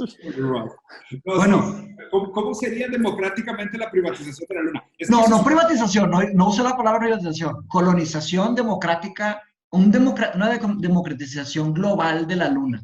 A ver, y por eso, ahorita terminando este pedo, les voy a mandar un video, güey. Y ya te comenté a ti, ¿no, Andrés? De la iniciativa global esta que fundó Yanis Varoufakis con Bernie Sanders, el DiEM. Sí, claro. ¿Lo investigaste? ¿Te metiste a investigar? No. Ok. Puta. No, ahorita te voy a mandar. Pero Yanis Varoufakis básicamente lo que está diciendo es que tenemos que perseguir esta idea del Universal Basic Shareholding, específicamente para combatir el crecimiento capitalista de la apropiación de los bienes comunes. ¿Okay? Porque, o sea, Yanis Varoufakis hizo el análisis y él es economista con doctorado en London School of Economics y demás. El güey dice, ahorita el capitalismo crece en base a deuda, o sea, promesas de futuros y apropiación de bienes comunes y transformación de modelos de negocio de propiedad a renta. O sea, ya solo así crece el capitalismo. O sea, aquel capitalismo del que se había hablado keynesiano o de Adam Smith y lo que tú quieras, del Baker Brewer y el Butcher, ya no existe. Porque no es yo haciendo mermeladas compitiendo contigo haciendo mermeladas. Es que un cabrón es dueño del aire. Es como que, ¿cómo vergas, cabrón? Sí, no hay competencia. ¿Cuál competencia, güey? Es como que, güey, tú eres dueño de la electricidad. Es que, no, pues está cabrón competir contra ti, güey. O sea, y porque eres dueño de la electricidad, aparte tienes una empresa de pañales. Pues, si mañana me pongo a hacer pañales, lo que hizo Jeff Bezos. Sí, está cabrón. Empezó esta página, diapers.com, y Jeff Bezos dijo, estoy dispuesto a perder $300 millones para quebrarlos. ¿Cómo y lo hizo. Eso? O sea, ¿cómo voy a competir, güey? Hazme el puto favor. Si eres dueño, o sea, si te apropiaste de bienes comunes para hacerte de una fuerza descomunal de manipulación de mercado, aniquilaste la competencia, mi rey. O sea, mataste el mercado, no hay competencia. Ese es justamente, creo yo, nada más como comentario, o sea, para toda la banda que todavía defiende a los billonarios, justamente, incluso bajo la misma lógica capitalista, si eres supercapitalista, pues en teoría eres, o sea, defiendes el libre mercado. No puedes defender que exista la concentración de riqueza y monopólica como lo es Amazon, como lo es Google, como lo es Facebook, como lo es Twitter, como lo es YouTube. Como veo, Google es YouTube, pero you get the point. O sea, si eres supercapitalista, pues entonces no puedes permitir esa concentración porque ya no hay competencia. Correcto. Justamente yo les comentaba a estos muchachos que yo ya hace unos 3 años aproximadamente estaba leyendo un artículo de un economista que se llama Tim Worstall, que es como muchos economistas super hardcore de libre mercado, pero un poco tirándole más a la derecha y demás. Ya decía de los peligros de Amazon y de Amazon convirtiéndose en el mercado más que en un monopolio, sino Amazon capitalizando todo lo que es el mercado. La visión del Y decía que la gente que se considera liberal incluso dentro de los mercados y la gente que se considera no liberal sino capitalistas deberían estar en contra de todas las FANGs, pero empezar por Amazon. Y ahorita yo creo que ha crecido esta tendencia y ya se ve en Twitter y en los artículos y en las columnas que cuando los radicales de izquierda y los radicales del capitalismo están de acuerdo. Están de acuerdo, está pasando algo espantoso en el mundo. Claro. Híjole. Justo la premisa que tiene Yanis Varoufakis es cómo combatir este tipo de cosas. Porque si ya sabemos que el crecimiento del capitalismo solo se está dando a través de esas dos vertientes, o sea, apropiación de los espacios comunes o de los bienes comunes, como pueden ser los datos, el agua, el aire, que son cosas comunes, ¿no? Y el otro es la transformación de un mercado de competencia de bienes a un mercado de renta de propiedades, o sea, propiedades intelectuales y propiedades físicas. Y la propuesta que él tiene es algo bastante elegante, güey. O sea, obviamente es cómo chingados vas a obligar a que la gente haga esto, pues a eso es lo que se tiene que empujar. Pero lo que me da mucho gusto es que ya se subieron unos nombres fuertísimos a su iniciativa, güey. O sea, ¿en una página, Diego? ¿Tienen una página principal o algo? Ahorita les mando un video, se llama DM25. Y básicamente la idea de Universal Basic Shareholding está chingoncísima. Me salió un transistor de Hickey Dixon de que una... ahí te va. Que se vende en Amazon. Sí. No. La idea de DM25 es esta. Democracy in Europe Movement 2025. DM25, sí. Que tiene como meta poner esta regla en la Unión Europea para el 2025. Básicamente la idea de DM25 es... DIEM 25.org. Sí, como Carpe Diem. Sí. DIEM25.org, para los que están viendo el video. Sí, o sea, va a ser... Ahí está Julian Assange, y claro que sí, güey. Son puros superstar. La neta está chingoncísima la iniciativa. Y de hecho, ya les voy a decir que ya estoy trabajando con ya saben quién para traerlo al centro, ya saben qué, a México.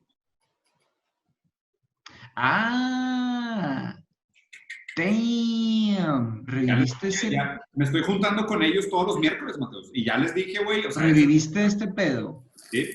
Y quiero traer DM25 a México. Entonces, ahí te va la propuesta de DM25. La idea es 10% de las acciones de todas las empresas se meten a un Common Trust que al final del año hacen un reparto de utilidades para toda la población. Entonces, haz de cuenta, vamos a suponer, agarramos el Estado de Nuevo León, ponemos el 10% de todas las empresas de Nuevo León en un Trust Fund de Nuevo León y al final del año ese 10% se reparte en todas las cuentas de banco de la población. Y vas a hacer una guerra, bro. Es como un socialismo sin Estado, porque básicamente lo que estás diciendo es, si tú creces, pues todos crecen. Y esto se reinyecta a la base de la pirámide, que otra vez tiene el poder de decisión de consumo. De decir, pues esa lana inmediatamente se vuelve a reinyectar a la economía. Y es una manera, porque mucho lo que dicen los capitalistas es que la intervención del Estado estorba porque se pierde mucha lana con la ineficiencia burocrática. ¿Ok? Entonces, el capitalismo supuestamente es una herramienta democrática en el sentido que cada voto, o sea, cada peso gastado es un voto por una idea. Pero el problema es que hoy la desigualdad es tan grande y las prácticas monopólicas son tan grandes que el poder democrático que tenía la decisión de compra del capitalismo ya no tiene fuerza. La gente está secuestrada en sus trabajos y secuestrada y condicionada por sus decisiones de compra. Entonces, realmente esta idea de DM25 resuelve muchos problemas. Y de hecho, vean... Interesante, güey. Está interesante. Vean después de este güey en YouTube, porque empieza diciendo, y si empezamos con un 10% y nos va bien, pues le subimos a un 20% y luego a un 30%. Y así, a medida que las máquinas se hagan cargo del crecimiento de la productividad, toda la base de la pirámide se va a beneficiar y todo el crecimiento va a ser mucho más igualitario, pero aún así va a haber un 80% de tu profit que es tuyo porque tú generaste la idea. ¿Sabes? Entonces, son modelos muy chingones, güey. Y obviamente esto no se podía haber planteado antes, pero ahora con tecnologías tipo blockchain, cryptocurrencies, ¿sabes? O sea, estos sistemas de accountability, accounting, ya son... de transparencia. Son sumamente estables. La neta, güey, está muy interesante. Sí, el concepto está muy bueno, se lo recomiendo. Pero bueno, closing statements. The future, There's no future. Is dead. ¿Te acuerdas? The distant future, the distant future, the distant future, year 2000. Sí, esto, güey. Los comediantes. Bueno. Flight of the Conchords. The future is dead and we have killed him. Sí, güey. No, o sea, la verdad es que el tema del futuro también es interesante y a lo mejor lo podremos continuar platicando. La verdad es que siempre se puede platicar, ¿no? Pero de hecho la existencia del capitalismo es porque el futuro es incierto. O sea, no, la existencia del capitalismo es... Porque el futuro es incierto. O sea, de hecho, justo ayer subí un video sobre esto, lo voy a explicar en un minuto, pero he estado investigando y leyendo sobre esto las últimas 2 semanas con un animal, güey. Pero básicamente la noción es... Lee normal, no leas como un animal, güey, lee como un humano. O sea, básicamente la idea es, no existen las utopías, ¿ok? O sea, no existen las utopías de una manera práctica, porque cualquier persona que cree que llegó a una utopía y se la trata de imponer a los demás, acaba siendo un demagogo autoritario que genera problemas. Entonces, las utopías a grandes rasgos no funcionan porque el ser humano tampoco es perfecto para caber en un sistema perfecto. Entonces, hay un consenso a grandes rasgos de que las utopías sirven para muy poco. Entonces, esto también nos lleva a la idea de que, oye, entonces que tampoco podemos tener ninguna visión del futuro, no podemos acordar absolutamente nada. Y ahí viene esta discusión filosófica de qué es más importante, la libertad individual o la igualdad colectiva. Porque si pregamos por un sistema que beneficie siempre la libertad individual sobre todas las cosas, es el capitalismo. Es, oye, pues tú eres libre de hacer lo que tú quieras, pues yo no te puedo condicionar, o sea, te puedo enseñar sobre ética y moral, pero no te puedo obligar a que seas ético y moral. Entonces, en ese sentido, el capitalismo funciona porque es un mercado para ideas utópicas. Es, oye, pues tú a través de tu voto, de la compra, tú dices, a mí me gusta la visión de Mateus, me gusta la visión de Andrés, me gusta la visión de Mauri, me gusta la visión de Diego. Y el mercado se va filtrando por estas ideas, porque no tenemos una visión conjunta, no tenemos una visión común. El mercado se autorregula en la persecución de un futuro progresista. Obviamente, súper entre paréntesis, mega entre paréntesis. Pero, güey, pues yo me di la tarea de investigar por qué la gente lo defiende. O sea, y la noción es esa. Y la noción tiene sentido, ¿ok? No tiene sentido, la neta. O sea, yo creo que a esta altura, con toda la información que hay, güey, seguir defendiendo el libre mercado de esa forma, la neta es de que, güey, pues nada más no quieres ver, o nada más estás leyendo lo que tú quieres, güey, pero, güey, no quieres voltear a ver la realidad. Es una locura. Sí, y la premisa es, si el tiempo fuera infinito, pues igual y eventualmente llegaríamos a una mejor sociedad y más próspera. Vamos a suponer que Amazon se hace dueño del mundo y se pelea el imperio de Amazon contra el imperio de Bill Gates y se hace una guerra espacial en la luna y llega Elon Musk en un tiranosaurio robot, güey, y destruye todo y volvemos a empezar. Eventualmente llegaríamos. El peor es que no tenemos tiempo infinito. O sea, el tiempo es que no tenemos el tiempo infinito para darnos de putazos y cabezazos y regarlas 70 veces hasta que la atinemos y lleguemos a una utopía. El peor es que nos estamos chingando el planeta. Y en muy poco tiempo ya no va a ser viable. Y de hecho, justo ahorita, el crecimiento y el sustento del mercado es a través de la expropiación de la materia prima. Y es a través del abuso del planeta. Entonces, deja tú, aunque la teoría fuera cierto, contra toda la experiencia que nos valida que la teoría aún así está flawed, básicamente que concuerdo contigo, aún si fuera verdad, no tenemos suficiente tiempo. Claro. Sí, no, o sea, digo, eso es una locura abogar por eso, estoy de acuerdo. Sí, güey, o sea, pero me di la tarea de ir a leer, o sea, me di la tarea de, oye, pues déjame contraargumentar mis propios argumentos para ver qué hay del otro lado. Y me da mucho gusto haber salido de esa crisis existencial diciendo, vergas, es que aún entendiendo por qué la gente que lo planteó en una primera instancia como un buen modelo, aún así, ahora más aún entiendo por qué no funciona. Sí. Digo, a mí me gustaría agregar nada más. Ese modelo ahorita que señalas de este grupo internacional que quieren establecer este nuevo modelo, pues digo, un modelo, digamos, democrático, económico y social en Europa para el 2025. Digo, regresando primero a la premisa de no hay futuro y estableciendo también este concepto que se comentó a lo largo del podcast de decir, bueno, que yo decía, bueno, es que realmente la forma de pelear contra ese gran capital es a través de la política pública. Y en varias ocasiones se hizo el comentario de, pues bueno, es que no lo puedes hacer o es muy difícil de hacer porque el gran capital... Hagan el cierre ustedes. Sí, el gran capital es digamos, el que lleva a cabo el que dirige la política pública. Ahorita refiriéndose a este proyecto específicamente, digo, lo bueno es que lleva muchos nombres reconocidos pegados al proyecto, pero ahora haz de cuenta que le estás pegando a todo el capital junto. En el lugar de solamente, por ejemplo, a diferencia de una wealth tax, güey, que es solamente a la clase de los millonarios, aquí le estás pegando un capital mucho más grande, porque es un 10% de las empresas. Entonces, muchas son empresas que nada más son millonarias, no son empresas billonarias, ¿no? Entonces, si ahorita nos vamos con la idea que digo, yo quisiera pensar que no debería ser el caso, pero digamos la dificultad de empujar una política pública en contra de los grandes capitales, porque los grandes capitales realmente tienen mucho leverage en un sistema capitalista, pues este sistema que se plantea originalmente, pues hace todavía más difícil de plantear, ¿no? Porque lo quieres poner, por ejemplo, en toda Europa, que son distintos países, cada uno con sus tipos distintos de leyes, distintas idiosincrasias.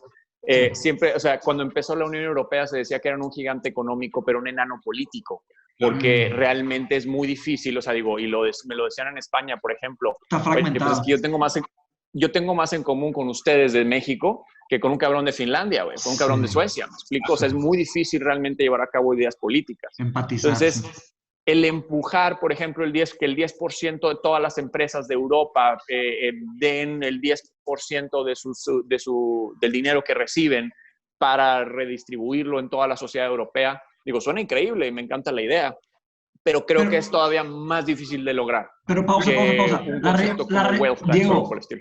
¿ya tienes que ir? Síganle ustedes, yo me tengo que ir, pero no, dejen. Because it's necessary. Sí, digo, podemos terminar. Sí. No, denle ustedes, síganle, güey. Síganle. Sí. Bye. No, pues es un episodio, vato, o sea. ¿Qué tiene, Mateo? Sí, claro. We're doing it live. We're doing it live. Digo, mi pregunta ahí sería, Andrés, que si la distribución sería entre toda Europa o entre los mismos países, o sea, entre solo el país. No, ¿le asumes? Digo, no lo sé, porque digo, Diego es el que presenta esa idea. Sí. Pero si la idea es establecerlo en toda Europa, yo asumo que la idea es el 10% de todas las empresas de Europa.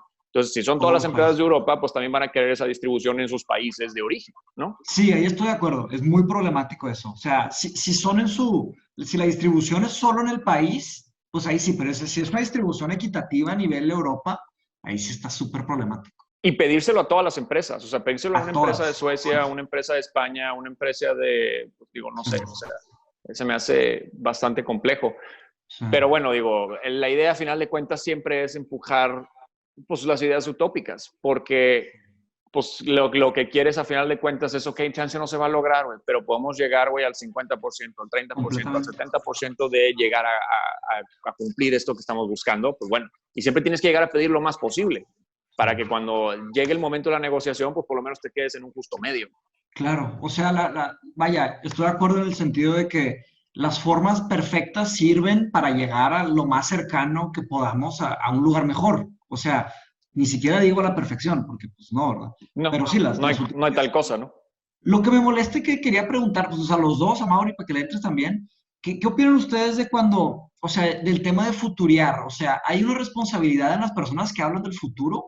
Porque, por ejemplo, si ustedes se ponen a ver todas las películas que hablan del futuro, si no me equivoco, 90 o 90 y tanto % son futuros terribles, o sea, son cosas catastróficas, ¿sabes? O sea, tienes The Matrix, que es el futuro como de Blade Runner también. Elysium, exacto. O sea, hay pocas películas optimistas que ven el futuro. Pues digo, la idea original de este podcast era no hay futuro. O sea, digo, sí, por eso. Ya se está teniendo esta idea instantánea de vámonos hacia el pesimismo y no el optimismo. Es que Claro. hay muchas razones para pensar en el pesimismo porque pues lo ves a lo largo del tiempo y nada más ves que las cosas se van perpetuando a lo largo del tiempo. O sea, es difícil ser optimista bajo todas esas premisas si pones atención, ¿no? Sí, claro. Sí, de hecho, hay una pregunta que me hizo mi maestro de, cuando estudiamos Nietzsche, de hecho. La primera pregunta que hizo, o sea, le hizo como que un consenso de todas las personas, y la pregunta era, ¿ustedes creen que estamos mejor hoy o mejor antes? Pero claro que está haciendo la pregunta a personas que estaban de que, pues en una universidad, en Londres y la madre, o sea, ¿sabes? Digo, depende a quién le preguntes, ¿no? Cómo está el mundo? Pero si A mí agarras es, la mayor parte de las personas, pues está A mí complicado. esa premisa se me hace, o sea, se me hace de entrada equivocada la idea, porque esa premisa la utilizan mucho para defender justamente el capitalismo o defender el neoliberalismo incluso, porque la idea es, Lo de la marea, cabrón, ¿no? De que sube la marea y todo sube. no, o sea, ¿qué dicen, cabrón? Estamos mejor que nunca. Hay menos pobres que nunca en la tierra. Sí. Se ha que generado la mayor cantidad de riqueza. Pues sí, güey. Estamos mejor en los 50 que en los 20 y en los 80 que en los 50. ¿Me explico? Pero eso no significa, güey, que primero que el sistema sea perfecto, que no pueda ser mejorable y que Claro, además sea el adecuado. Porque digo, claro que ha habido una gran generación de riqueza, pero pues otra vez, ¿a dónde se ha ido a parar? ¿Me sí, explico? pero bueno, mi pregunta no iba por ahí. O sea, mi pregunta más sobre la responsabilidad de hablar a futuros. O sea, las personas los que están imaginándose los futuros, ¿creen que tenga una injerencia en realidad en lo que siga, en lo que nos va a pasar? No creo, bueno, digo, depende de quién sea, ¿no? O sea, porque digo, yo Mm, creo que más bien los que tienen injerencia, pues otra vez, es que eso se de cuenta dar un loop, güey, pero pues los que tienen injerencia son los que ahorita deciden cómo funciona el Internet, me explico, cómo funciona el flujo de información, cuáles, o sea, las grandes tecnologías y los grandes capitales que pues van de la mano. Entonces, más bien creo que ellos son los que tienen esa injerencia. Los que hablamos, o sea, los que queremos tal vez especular sobre el futuro, pues yo no creo que haya una gran injerencia. Más bien creo que nada más es, pues quien tenga las ganas de escuchar lo que tienes que decir, pues bueno, ahí va más o menos. Pero, pues digo, todo lo que estamos haciendo ahorita no creo que vaya a cambiar o mejorar el futuro en sí. Más bien, digo, más bien creo que los que te escuchan pueden decir, ah, pues mira, bueno, no te había considerado esta idea o etcétera, o esto me parece interesante, ojalá sea así. Pero de ahí en fuera, o sea, eso digamos son cambios micro, ¿no? es Pero que para el eso, futuro macro es otro boleto. claro, güey, eso me molesta. O sea, a nivel personal, cada persona, pues tiene como bien mencionaste, o sea, tiene un poder micro. Eh, Ilimitado. ajá, limitado. Los que tienen poder, vaya, poder político o poder monetario, tienen todas las llaves y son dueños de todas las puertas. Entonces, no, está muy difícil. Pero bueno, pues digo, como siempre hacemos la lucha, promovemos que la raza piense más, sean más críticos, que no se queden en la superficialidad, ¿no? Se me hace que por ahí vamos dejando el episodio, ¿no? ¿Cómo ven? Claro, ¿Tienen alguna otra duda? ¿Quieren comentar algo más? Yo creo que yo me estamos, puedo, yo ¿no? estoy bien. Sí, sí, sí. Pues muy bien, raza. Gusto en verlos. Un abrazo. Bueno, Take it easy. gracias. Future is dead. Sobres. Adiós. Hasta luego.